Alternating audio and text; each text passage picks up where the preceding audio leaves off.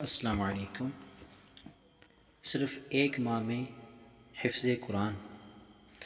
اللہ تعالیٰ سے دعا ہے کہ جو اس ویڈیو کو آخر تک سنے تو اللہ تعالیٰ اس کی ہر دلی نیک حاجات پوری فرمائے۔ صرف ایک ماہ میں حفظ قرآن، کیا آپ یہ جانتے ہیں کہ یہ کون تھے کہ جس نے ایک ماہ میں قرآن حفظ کیا؟ جانتے بھی ہوں گے کہیں اور کسی کو پتہ بھی ہوگا، پر کیا ابھی ذہن میں نہیں آ رہا ہوگا، تو اس کے میں واقعہ بتا دیتا ہوں۔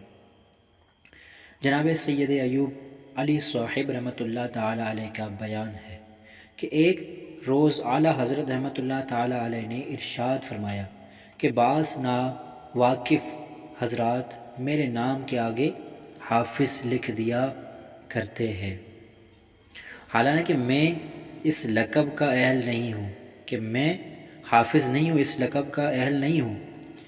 سیدی ایوب علی صاحب رحمۃ اللہ تعالیٰ علیہ فرماتے ہیں کہ اعلیٰ حضرت رحمۃ اللہ تعالیٰ علیہ نے اسی روز سے دور شروع کر دیا جس کا وقت غالباً عشاء کا وضو فرمانے کے بعد سے جماعت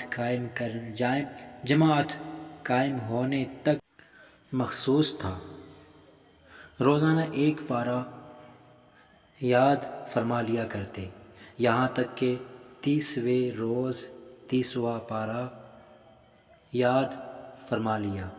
ایک موقع پر فرمایا کہ میں نے کلام پاک بالترتیب بکوشش یاد کر لیا، اور یہ اس لیے کہ ان بندگان خدا کا جو میرے نام کے آگے حافظ لکھ دیا کرتے ہیں، کہنا غلط ثابت نہ ہو۔ تو سنا آپ لوگوں نے کہ اعلیٰ حضرت نے صرف لوگوں نے کہا کہ حافظ، اور اعلیٰ حضرت کے نام کے آگے حافظ لکھ دیا کرتے تھے، اسی لیے اعلیٰ حضرت قرآن پاک حفظ کر لیا کہ لوگ مجھے حافظ کہتے ہیں تو یہ غلط ثابت نہ ہو اور میں حافظ ہی رہوں۔ اللہ عز و جل کی ان پر رحمت ہو اور ان کے صدقے ہماری بے حساب مغفرت ہو، آمین۔